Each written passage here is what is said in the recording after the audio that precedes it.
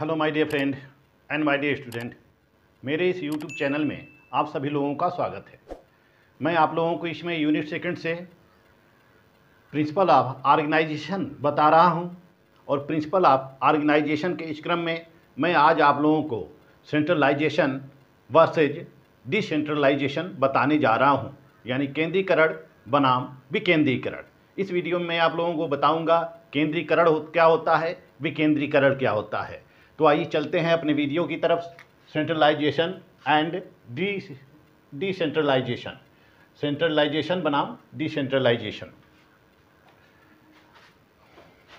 सबसे पहले हम केंद्रीकरण को समझते हैं। यह केंद्रीकरण क्या होता है? केंद्रीकरण क्या होता है?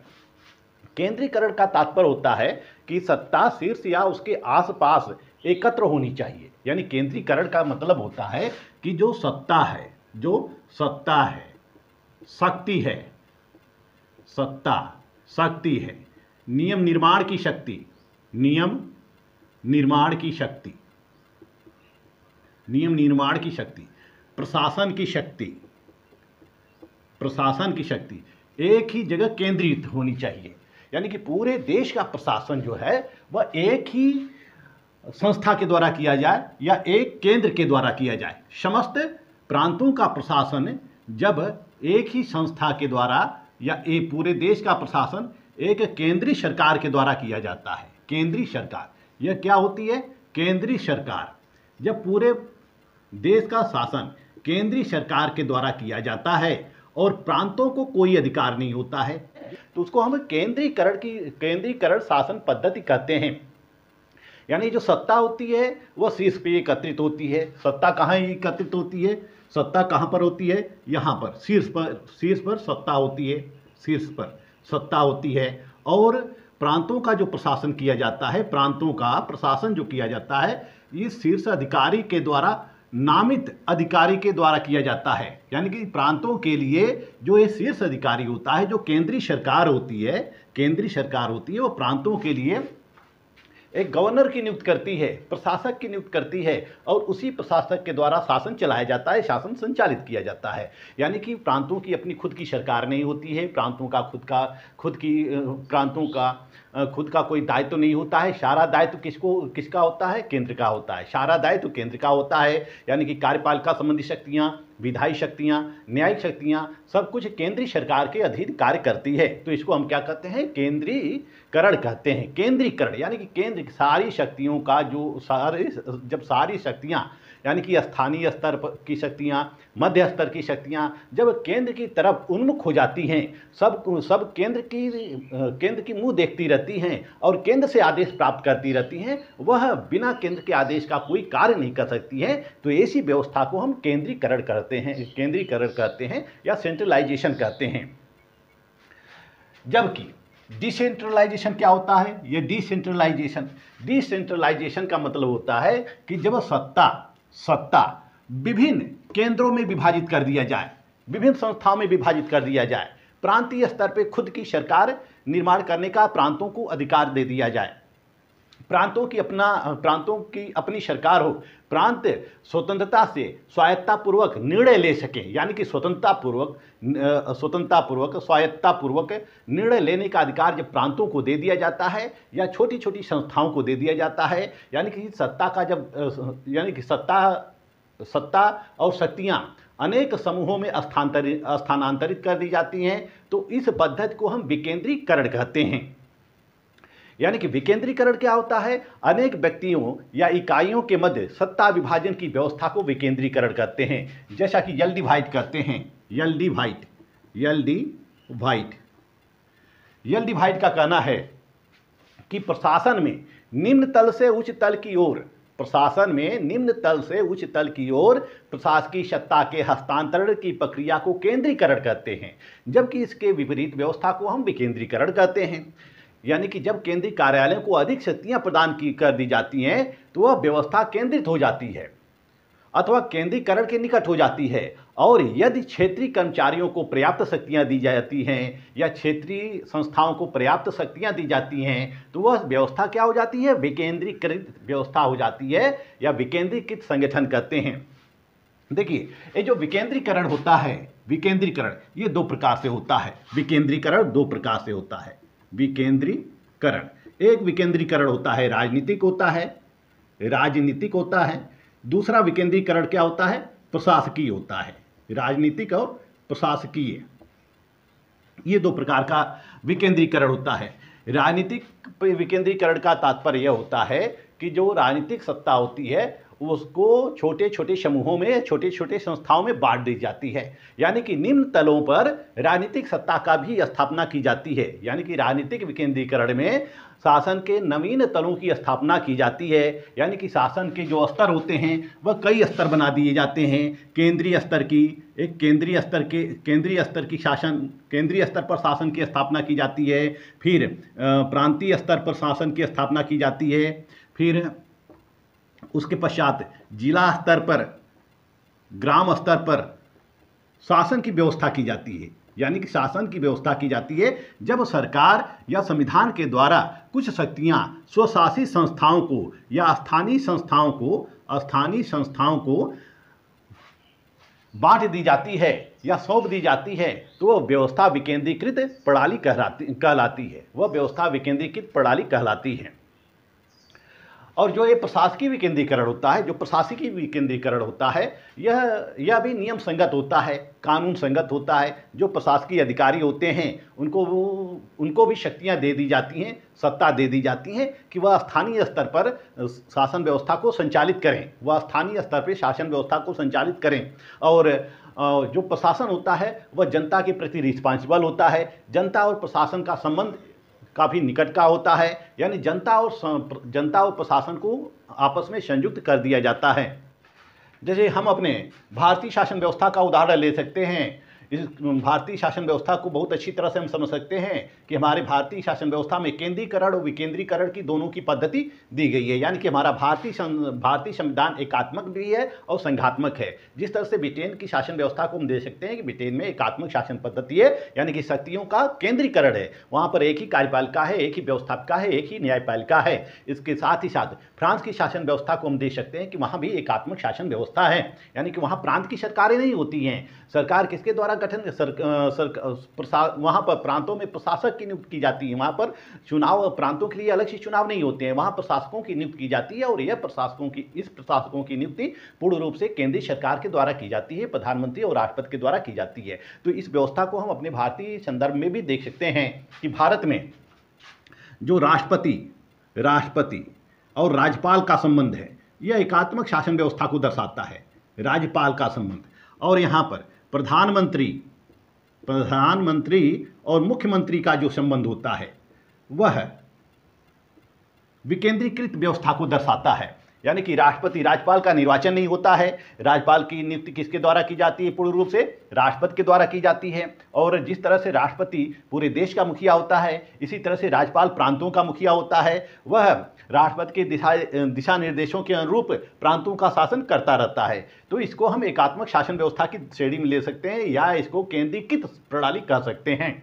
और दूसरी तरफ जो प्रधानमंत्री और मुख्यमंत्री का संबंध होता है, यह विकेंद्रीकृत की प्रक्रिया को दर्शाता है। जैसे कि पूरे भारत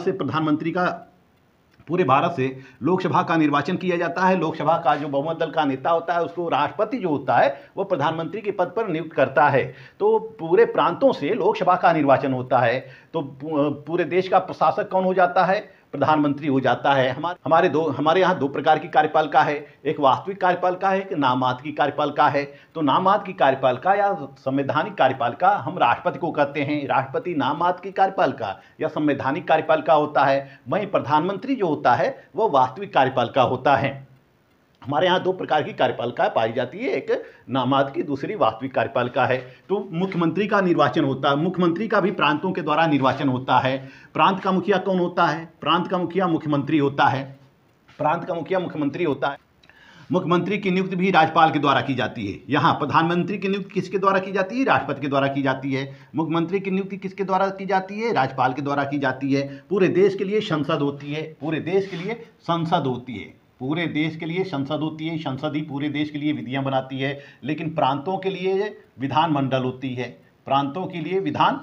होती है। यह जो विधानमंडल है यह प्रांतों के लिए कानून बनाती है। और विधानमंडल का जब निर्वाचन होता है तो जो बहुमत दल का नेता होता है, यानी कि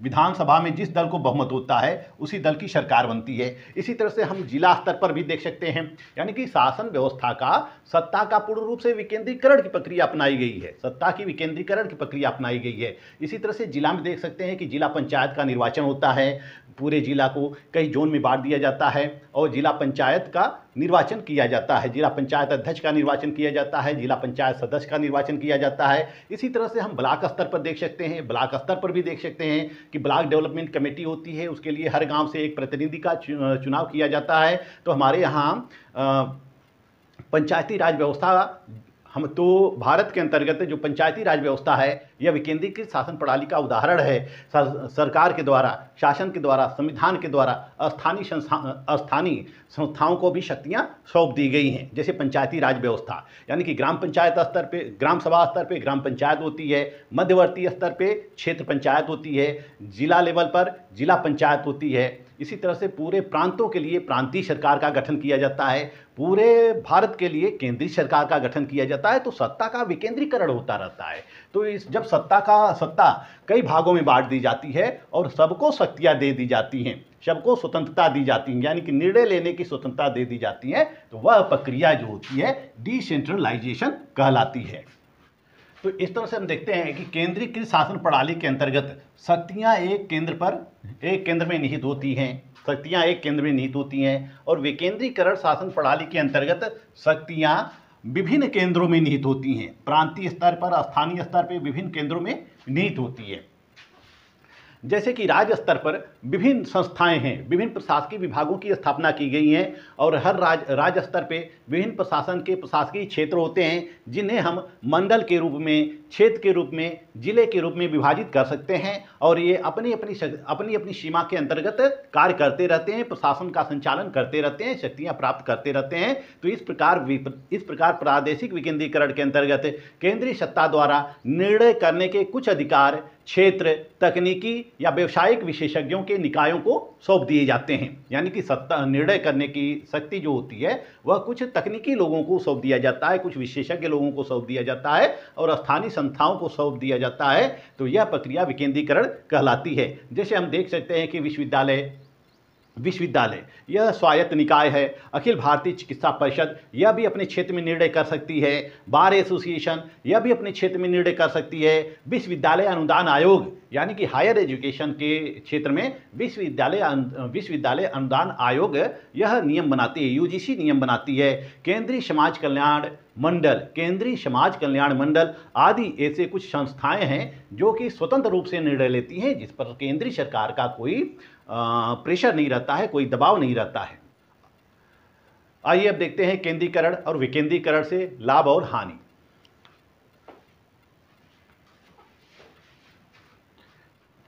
आइए अब हम केंद्रीकरण और विकेंद्रीकरण से होने वाले लाभ और हानि को देखते हैं। केंद्रीकरण, सेंट्रलाइजेशन से क्या लाभ होता है? सेंट्रलाइजेशन से मुख्य लाभ यह होता है कि इसमें एकीकृत व्यवस्था होती है, इसमें एकीकृत शासन व्यवस्था होती है। सत्ता और शक्ति एक ही व्यक्ति के हाथों में या एक ही संस्था के हाथों में निहित होती है और पूरा देश एक ही राष्ट्रीय प्रणाली के अधीन कार्य करता है। पूरा देश एक ही राष्ट्रीय प्रणाली के अधीन कार्य करता है, जिससे कि पूरे राष्ट्र में एक समान विधियां लागू की जा सकती हैं, एक जैसे आदेश पारित किए जा सकते हैं, एक से आदेश लागू किए जा सकते हैं और सभी पूरे राष्ट्र में समानता की स्थापना की जा सकती है, क्योंकि स्थानीय इकाइयों के पास सत्ता नहीं होती है, स्थानीय प्रशासन नहीं होता है। केंद्र के द्वारा स्थानीय प्रशासक नियुक्त किया जाता है, जो वहाँ का प्रशासन करता है वह पूर्ण रूप से केंद्र के अधीन होता है। तो इससे एकता और अखंडता बनी रहती है।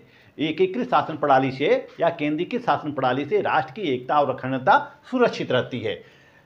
क्रियाओं की एक रूपता, जो क्रियाएं होती हैं, जो एक्शन लिए जाते हैं वह पूरे देश के लिए एक्शन लिए जाते हैं, जो योजनाएं बनाई जाती हैं पूरे देश के लिए बनाई जाती हैं। किसी क्षेत्र का विकास भौगोलिक आधार पर अधिक या कम किया जा सकता है, यानी कि जो क्षेत्र भौगोलिक आधार पर कमजोर हैं या भौगोलिक आधारों पर अधिक वित्तीय संसाधनों की आवश्यकता पड़ती है, तो केंद्र सरकार या जो केंद्रीय सरकार होती है उसके लिए स्पेशल व्यवस्था कर सकती है, उसको विशेष सुविधाएं दे सकती हैं। तो इसमें क्रियाओं की एक रूपता रहती है, जो भी क्रियाएं की जाती है, जैसे कि नियम बनाए जाते हैं पूरे देश के लिए समान नियम बनाए जाते हैं, जो योजनाएं लाई जाती हैं पूरे देश के विकास के लिए समान योजनाएं लाई जाती हैं। इसमें प्रांतीय स्तर पे किसी प्रकार का भेदभाव नहीं किया जाता है।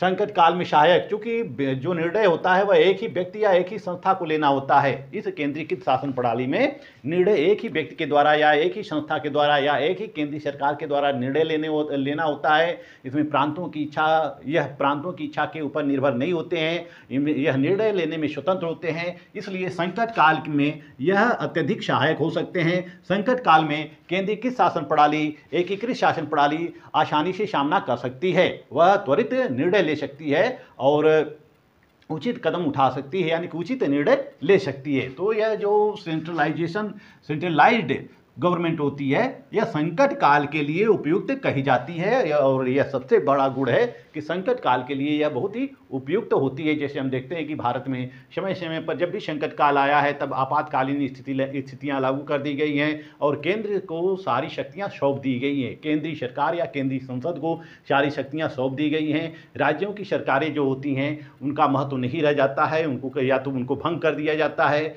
या सारी शक्तियां सिर्फ केंद्रीय कार्यपालिका केंद्रीय व्यवस्थापिका में निहित हो जाती हैं। तो संकट काल के लिए यह व्यवस्था केंद्रीय की शासन व्यवस्था काफ़ी उपयुक्त होती है। आइए अब हानि को देखते हैं। यह विकास में बाधक होते हैं। केंद्रीय शासन प्रणाली विकास में बाधक होती है क्योंकि केंद्रीय सरकार के अंतर्गत जो लोग होते हैं या कम लोग होते हैं वो सभी क्षेत्रों का विकास नहीं कर सकते हैं। क्षेत्रों का विकास करने के लिए काफ़ी विलम्ब का सामना करना पड़ता है, काफ़ी विलम्ब हो जाती है। क्षेत्रों में जो प्रशासन होता है वह उस क्षेत्र विकास के लिए नीति निर्माण बनाकर या योजना बनाकर केंद्र सरकार को सौंप देती है, लेकिन केंद्र सरकार उसको करने में काफ़ी विलम्ब कर देती है। तो इस तरह से यह विकास में बाधक होता है। यह केंद्रीकृत शासन प्रणाली में विकास अवरुद्ध हो जाता है, क्षेत्रों का विकास नहीं हो सकता है। जो उच्च स्तरीय प्रबंधकीय वर्ग होता है उन्हीं का बोलबाला होता है, यानी कि जो केंद्रीय सरकार के अंतर्गत जो लोग होते हैं, जो प्रशासकीय अधिकारी होते हैं, उन्हीं का वर्चस्व रहता है। स्थानीय लोगों का वर्चस्व नहीं होता है, स्थानीय लोगों का प्रतिनिधित्व नहीं हो पाता है। संदेश वाहन में अप्रभावी जो केंद्र सरकार के निर्णय होते हैं या केंद्रीय सरकार के जो निर्णय होते हैं उसको स्थानीय स्तर पर पहुंचने में काफ़ी विलम्ब हो जाता है। इसलिए स्थानीय लोग जो होते हैं वह केंद्र सरकार के निर्णयों को जान नहीं सकते हैं। तो इसमें इस शासन व्यवस्था में संचार सुविधाओं का अभाव हो जाता है, यानी कि संदेश वाहन का अभाव हो जाता है। जो केंद्रीय सरकार निर्णय लेती है वह निर्णय स्थानीय स्तर पर पहुँचने पर या क्षेत्रीय लोगों तक पहुँचने में काफ़ी विलम्ब हो जाता है। संगठन में निराशा, जो स्थानीय स्तर के संगठन होते हैं, जो क्षेत्रीय स्तर के संगठन होते हैं, उसमें निराशा उत्पन्न हो जाती है क्योंकि उनके पास कोई शक्तियां नहीं होती है। वे उनको किसी प्रकार का उत्तरदायित्व नहीं दिया गया होता है, कि उनको सत्ता नहीं दी गई होती है, शक्ति नहीं दी गई होती। इस तरह से स्थानीय स्तर के जितने भी संगठन होते हैं सब में निराशा व्याप्त हो जाती है और वह केवल केंद्र सरकार से अपने क्षेत्र का विकास करने के लिए आवाज़ उठाते रहते हैं और केंद्र सरकार उस क्षेत्र का विकास करती है, लेकिन इसमें काफ़ी असंतुलन, असामंजस्य की स्थिति देखने को मिल सकती है।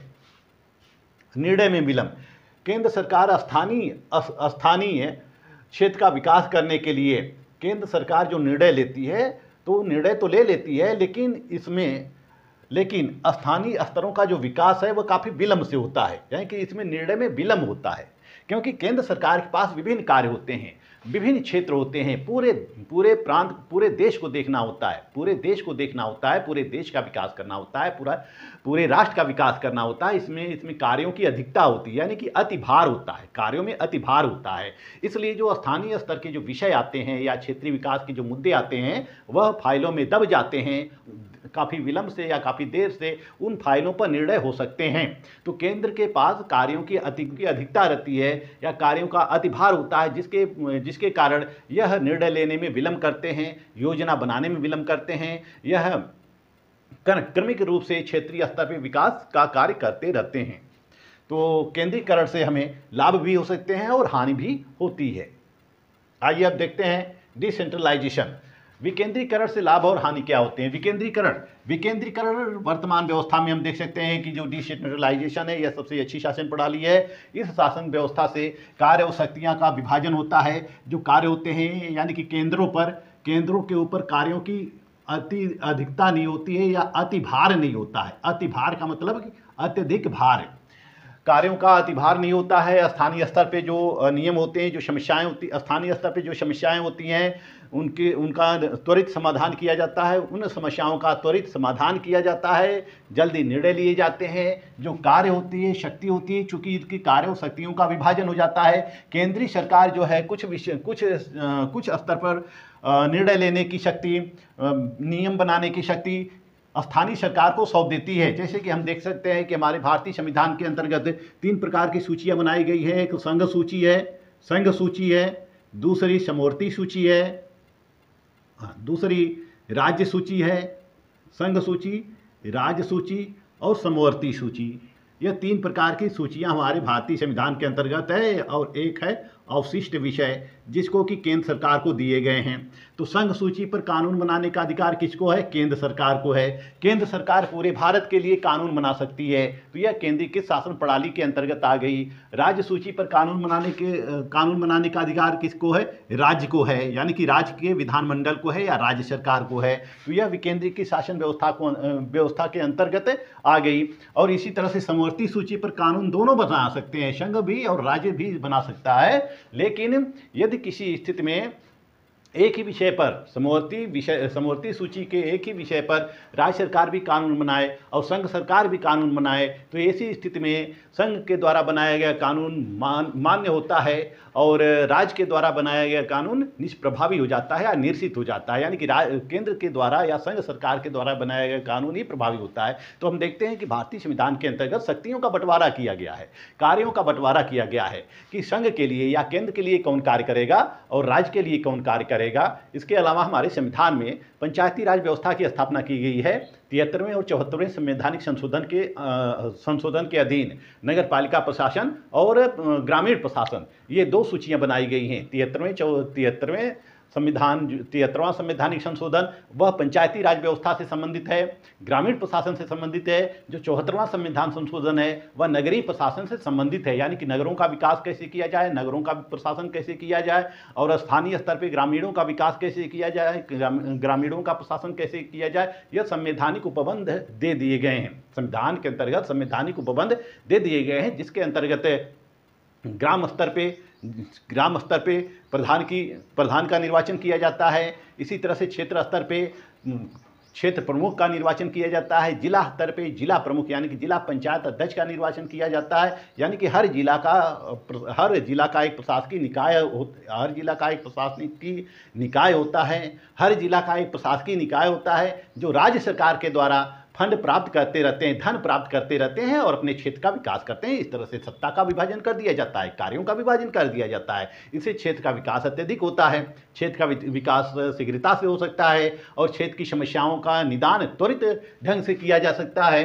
तो इस विकेंद्रीकृत शासन प्रणाली में कार्य और शक्ति का विभाजन कर दिया जाता है, जिससे क्षेत्रीय समस्याओं का त्वरित समाधान कर दिया जाता है और क्षेत्रीय विकास शीघ्रता से हो सकते हैं। कार्यों में इसमें शीघ्रता होती है क्योंकि स्वतंत्र रूप से स्थानीय संस्थाओं को निर्णय करना होता है। स्वतंत्र रूप से स्थानीय संस्थाओं को कार्य के संबंध में निर्णय करना होता है, इसलिए कार्य वह शीघ्रता से संपादित करते रहते हैं। उनको अब केंद्र का मुंह नहीं देखना होता है या राज्य का मुंह नहीं देखना होता है। जैसे ही उनके पास फंड आता है वह कार्य करना शुरू कर देते हैं, वह निर्णय लेने में शीघ्रता करते हैं। स्थानीय जो विकेंद्रीकृत शासन प्रणाली होती है उसमें जो संस्थाएं होती हैं, जो विकेंद्रीकृत शासन प्रणाली होती है उसमें जो संस्थाएं होती हैं वह निर्णय करने में शीघ्रता करती हैं, क्योंकि उनको वह स्वतंत्र हो जाती हैं, स्वायत्त हो जाती हैं, वह अपने क्षेत्र में त्वरित निर्णय ले सकती हैं या अपने विवेक से निर्णय ले सकती हैं। सरलीकृत प्रशासन, इस विकेंद्रीकृत शासन प्रणाली में जो हमारा प्रशासन होता है वह सरलीकृत हो जाता है, यानी कि प्रशासन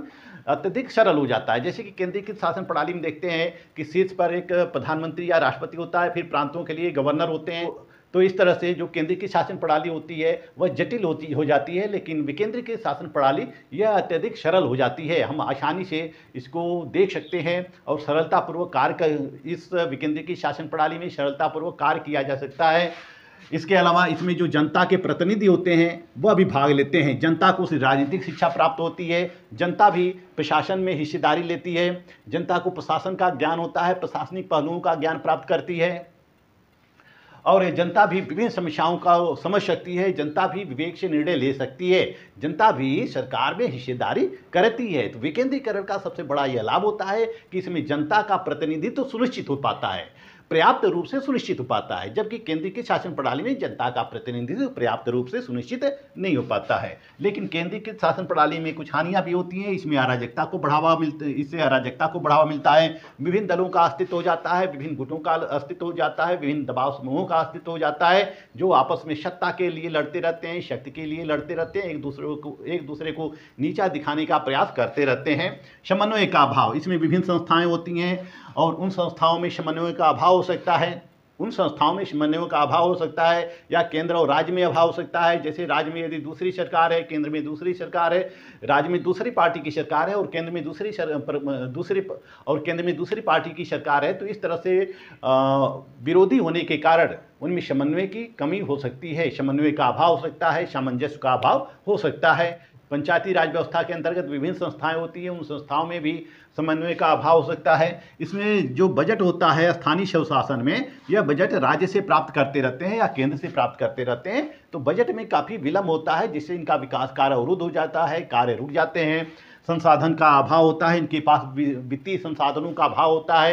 यह इस विकेंद्रीकृत शासन प्रणाली में जो स्थानीय संस्थाएं होती हैं वह केंद्र का मुंह देखती रहती हैं, राज्य का मुंह देखते रहती हैं कि राज्य कब उसके पास फंड भेजे या बजट भेजे कि वह अपना कार्य सुनिश्चित करें। तो इस तरह से विकेंद्रीकृत प्रणाली में कुछ हानियाँ भी हो सकती हैं।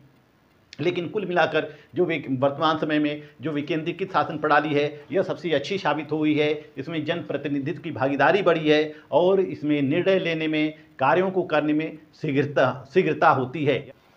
तो विकेंद्रीकृत शासन प्रणाली में कार्यों में शीघ्रता होती है, निर्णय लेने में शीघ्रता होती है। यानी कि इस शासन प्रणाली में, केंद्रीकृत शासन प्रणाली में जो उनको प्रशासन करने की शक्तियाँ दी जाती हैं, स्थानीय स्तर पे प्रशासन करने की शक्तियां दे दी जाती हैं, वह स्थानीय प्रशासन की देखरेख करते रहते हैं, प्रशासन करते रहते हैं। विभिन्न समस्याएं जो उत्पन्न होती हैं तुरंत उस समस्याओं के संबंध में निर्णय लेते हैं। इसमें कोई ऊपर ऐसी सत्ता नहीं होती है जिसके ऊपर वह निर्भर रहते हैं, कोई ऐसी उच्च सत्ता नहीं होती जिस पर वह निर्भर रहते हैं, यानी कि उनको स्वतंत्र अधिकार दे दिए जाते हैं। इसलिए कार्यों में शीघ्रता होती है, निर्णय लेने में शीघ्रता होती है। इस तरह से केंद्रीकरण और विकेंद्रीकरण से हमें लाभ भी होते रहते हैं और हानियां भी होती रहती हैं। हर वस्तु के, हर सिद्धांत के अपने अपने पक्ष होते हैं, कुछ नकारात्मक पक्ष भी होते हैं, कुछ सकारात्मक पक्ष भी होते हैं। तो विकेंद्रीकरण शासन प्रणाली जो होती है, यह सबसे अच्छी वर्तमान में शासन प्रणाली है और आजकल विभिन्न राज्यों के द्वारा, विभिन्न देशों के द्वारा इसी विकेंद्रीकरण की प्रक्रिया को अपनाई जा रही है। इस वीडियो में बस इतना ही। नेक्स्ट वीडियो में आपको आदेश की एकता का सिद्धांत बताऊंगा। मेरा वीडियो आपको अच्छा लगे तो मेरे चैनल को लाइक, सब्सक्राइब और शेयर करते रहिएगा। मिलते हैं नेक्स्ट वीडियो में, तब तक के लिए धन्यवाद।